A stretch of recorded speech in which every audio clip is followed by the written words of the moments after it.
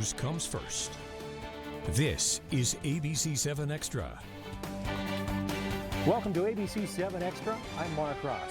We are on location this week at the site of the Bowl Season Conference. And we're talking college football this week here on ABC-7 Extra, what it's all about as far as changes to college football, and of course, how El Paso's Tony the Tiger Sun Bowl plays a role in bowl season.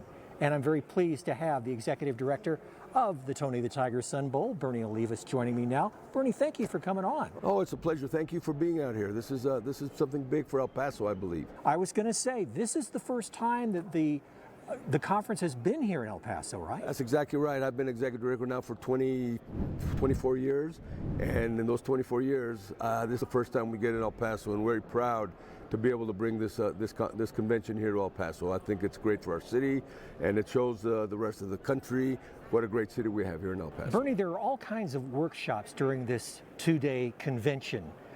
Everything from how business functions go to ticketing to marketing. Talk about what you and your team expect to learn during the course of the conference and what you think you all can offer in return to the other bowl game committees that are here. Well, you know, there's 43 bowls in the country. So there's a lot of different ideas that float everywhere. And this conference allows us to share ideas, best practices. Not everybody wants to give up all their secrets, but we're all working for the same thing, to provide college football an opportunity to celebrate the year of college football. So we have, as you mentioned, we have general sessions where we talk general stuff about football, especially now. Obviously, the big topics right now are the transfer portal and NIL and conference realignment and playoff expansion. But we break it down even more, where we have our breakout sessions of football ops guys, the way they actually run the game. Our media relations, how they get the news around the country. We have the marketing people. How do you market your game to the fans from the visiting teams, and why would they want to come to El Paso? And there's a lot of ideas that are passed between one bowl to another, and it's a big brotherhood of bowl people. And it's not only executive directors but their staff. So we have close to 400 people from across the country in the 43 bowls coming to El Paso for these 3 days to share ideas and to get ready. It's April, but we're talking college football already. Now, you've been executive director for the Tony the Tiger Sun Bowl for almost 23 years. Talk to me for a moment about how you've seen the college football bowl game landscape change in that time. Well, obviously it has changed just by their near numbers. You know, when I first started, there was BCS. There were two teams that were, by the polls played for the national championship. Then it went to 4, and now 4, and now it's going to 12.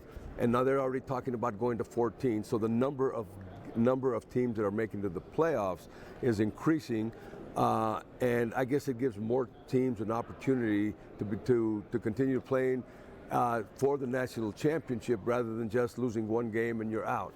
Now everybody has a chance, maybe lose one game, 2 games, and still have opportunity to advance. So just the mere numbers of teams that are in the playoffs now has changed the landscape of college football quite a bit.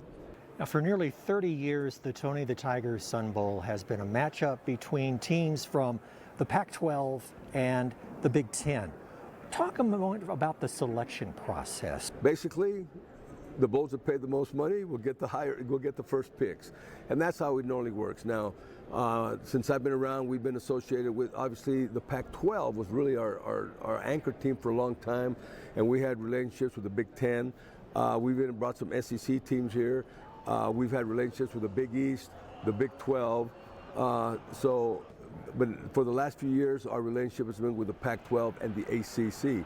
And of course, the Pac-12, like I said, your payouts determine when you select. So the Rose Bowl obviously goes first, and then the Alamo picks. They pay a little bit more money than we do. And then the Alamo Bowl, and then the Holiday Bowl and the Las Vegas Bowl pay a little bit less than the Alamo, but a little bit more than us, and then we select. After us, then the Los Angeles Bowl selects from the Pac-12. It's a little different on the ACC, where we're in a pool, and there are 2 pools in the ACC, and you have the Pop-Tarts Bowl You have the Gator Bowl and you have the Holiday Bowl are in one pool, and they choose from teams. They pay more than the second pool, and we are in the pool with the Pinstripe Bowl and the Duke's Mayo Bowl out of Charlotte. So they have the pool that they select from, and then after those teams are selected, then it falls to the next teams that are available for our pool, and that's how we determine who comes. And you know, there's criteria so that you don't get the same team every year, so that you don't get the same team every year, which makes it a lot more fun. You get different teams to come to El Paso, which I think El Pasoans want to see.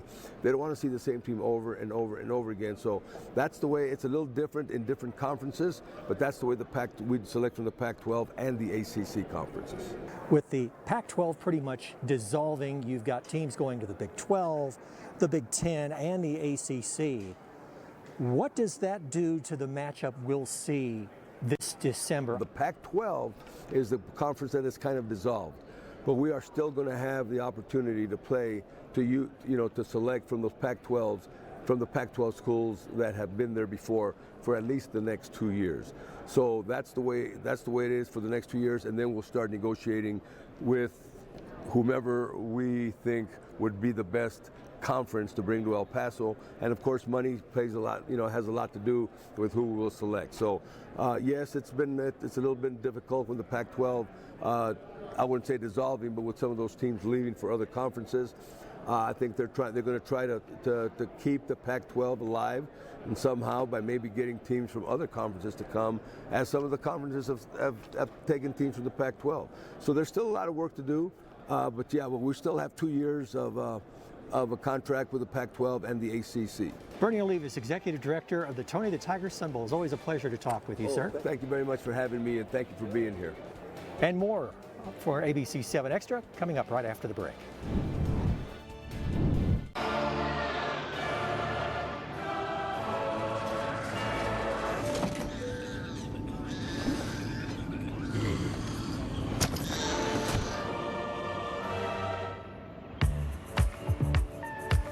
For everyone who's endured the bad seat, finally, sweet, sweet redemption.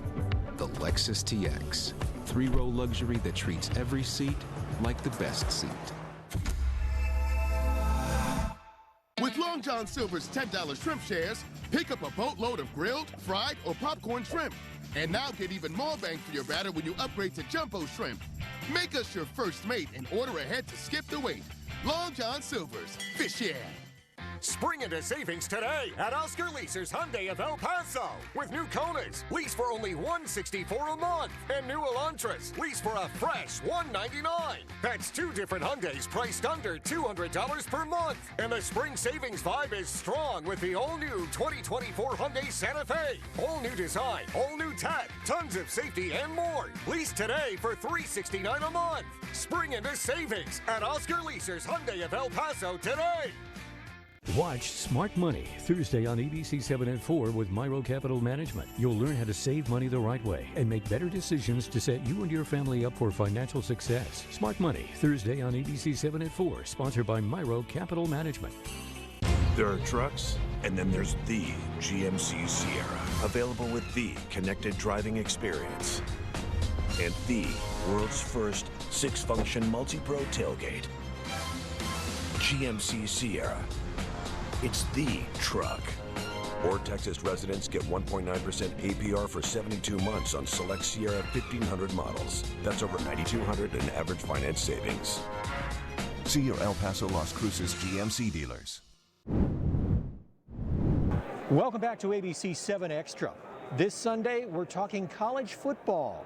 On location this week, we're here at the Bowl Season Convention, which is held in downtown El Paso at the Convention Center. And I'm joined now by the Executive Director of Bowl Season, Nick Carparelli. Nick, thank you for coming on. Welcome to El Paso. Well, it's good to be in El Paso. Thanks for having me. Nick, what does Bowl Season do? Talk about the organization. Well, people ask me that a lot. They say, what is Bowl Season? Bowl Season's really two things. There's Bowl Season, the association, and that's what everybody's doing here today. It's 43 bowl games. We come together every year in an annual meeting. It's the only time and place that everybody who works for a bowl game, does business with bowl games, all comes together in the same place and networks with one another, has a number of professional development opportunities, panel discussions, We're an association of bowl games. The other part of bowl season is it's a time of year. It's a time of year on the American sports calendar that people look forward to. When it's March, it's March Madness. Everybody's captivated by college basketball. People love baseball in October. Heightened level of enthusiasm. December's bowl season. It's a time from mid-December through early January. It's a time of year that sports fans across the country really look forward to. How do you work with the bowl games? Let's take the Tony the Tiger's Sun Bowl, for example.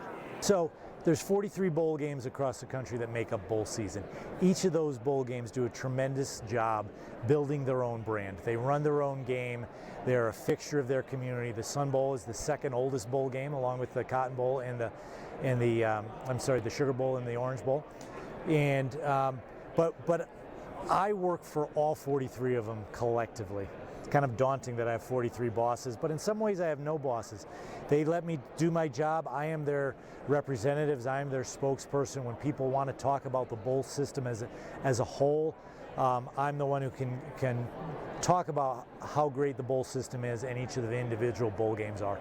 Now, how is your organization and how are the bowl games dealing with NIL, name, image, and likeness? Is that something that the bowl games are concerned about, or is that strictly at the college or university level? It's something we're certainly keeping our eye on, and it's funny you should bring that up. One of the educational sessions we had was on NIL. We had an expert come in and speak to our group of executive directors. I don't think the college sports world knows where it's going. It's been around for 3 years. It's evolved so much in that time. I think it's going to evolve even more than it has already in the upcoming 3 years. You're seeing a lot of events, the sport of basketball specifically.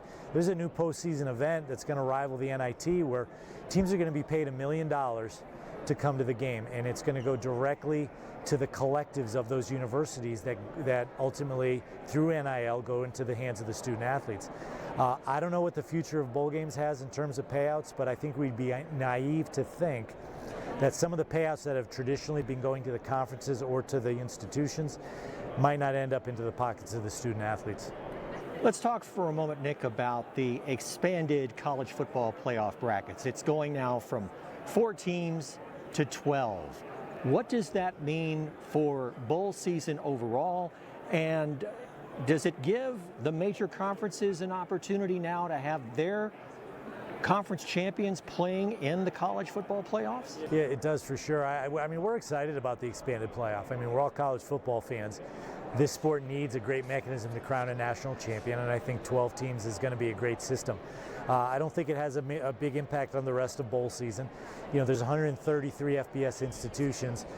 The sport can't have a system where only 12 teams get to play beyond the regular season. There needs to be more opportunities. And let's face it, there's not too many institutions that realistically can strive to be a part of the playoff on a regular basis. They need other types of opportunities. So opportunities like here in El Paso to come and play in the Sun Bowl against an opponent you might not normally schedule is really, really important to the sport of college football. Now, there were 900 more or less players that sat out bowl games in 2023. What is your opinion on the fact that these players are choosing not to play in the bowl game? My opinion is that it's very unfortunate. It's unfortunate that these kids make those decisions. It's important that they have people pressuring them to make those decisions. Playing competitive sports, especially at the college level, is very special, and it's a privilege. As I get older, I have a lot of friends, and we talk about this all the time. I don't think there's too many people 20, 30 years down the road that are going to say, thank God I sat out that bowl game. But most of them are going to say, I would give anything to play one more game. So I think it's really unfortunate. I think the leadership in college athletics is doing a disservice to some of these student athletes by putting them in a position where they have to make that type of decision. Nick, this is your first visit to El Paso? It's not. I've been to the Sun Bowl. Prior job, I was the deputy commissioner of the Big East Conference. I did a deal with Bernie Olivas in the Sun Bowl to send Big East teams here. So I was at the University of South Florida, Oregon game some years back. And then over the course of the past year, in preparing for this meeting, I've been here probably 4 times. So I really enjoy my time in El Paso. We're certainly glad you came to El Paso and brought the conference here. Nick Harparelli, the Executive Director of Bowl Season, thank you so much for coming on. Thank you, Mark, for having me on. All right, and ABC-7 Extra will be right back.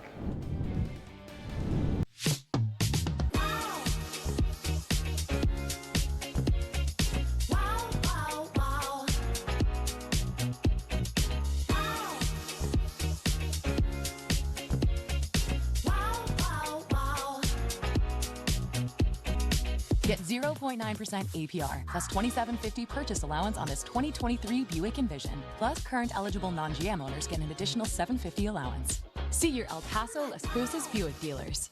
Hello, my name is Dr. Carlos Viesca with Border Pain Institute, and I would like to introduce you to the new FDA-approved Xtra procedure, which is 90 to 95% successful in treating low back pain. This revolutionary procedure is minimally invasive with a very short recovery time that will help you regain functionality and get you back to the normal activities that bring joy to your life. If you or someone you know is suffering from chronic pain, give us a call to discuss your options.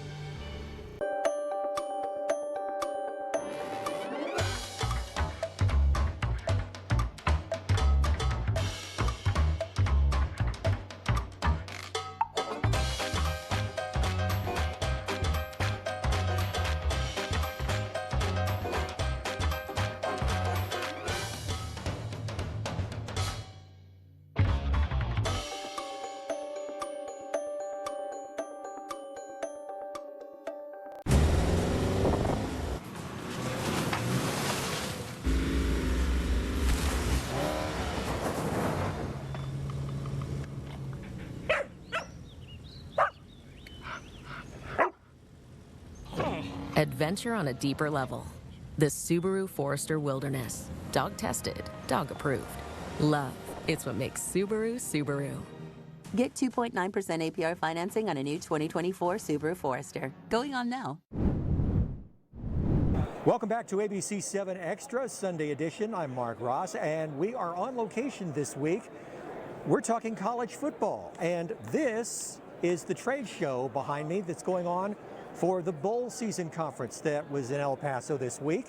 And I'm joined right now by the executive director for the college football playoffs, Bill Hancock. Bill, you've been executive director since 2012, and we welcome you to El Paso. I imagine this is not your first trip here. Not my first trip here. I actually love El Paso. I love the West.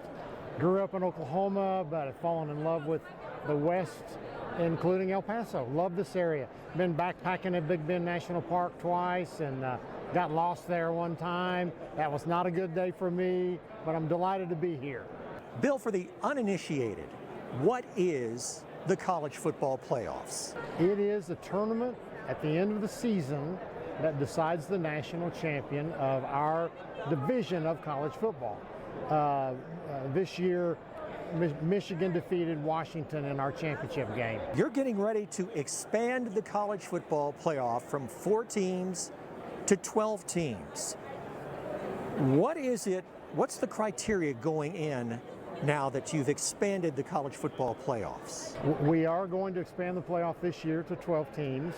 The teams will be the 5 highest ranked conference champions, plus 7 at-large teams that will be chosen by our selection committee.